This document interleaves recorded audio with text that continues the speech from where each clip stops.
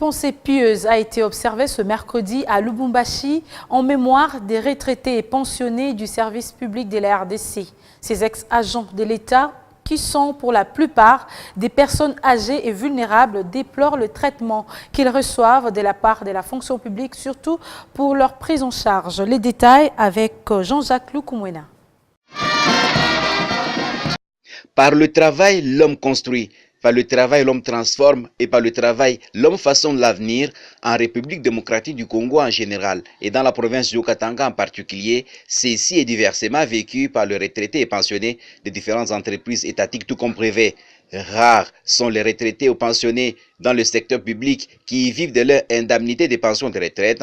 Pour ceux que nous avons interrogés ce 1er mai, dit regretter d'avoir accepté d'aller en retraite après 20, 25, 30, 35 ou plus d'années de travail, ils n'ont jamais touché leur indemnité de retraite et vivent dans une misère indescriptible car des ex-agents de la Société nationale des chemins de fer, dont certains sont morts sans avoir touché leur argent. Après avoir été en justice, après avoir obtenu gain de cause, l'employeur s'obstine à ne pas payer. Dans certaines entreprises qui paient leurs employés avant d'aller en retraite, les indemnités ne leur permettent pas de vivre le restant des jours.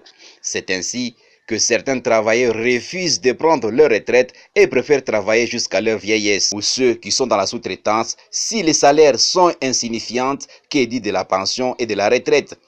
Ces agents demandent à l'État de réformer la Caisse nationale de sécurité sociale pour permettre aux retraités et pensionnés de vivre des fruits de leurs cotisations et de veiller à l'application du SMIC dans les entreprises publiques et privées. Lubumbashi, Jean-Jacques Lukumwena, B1.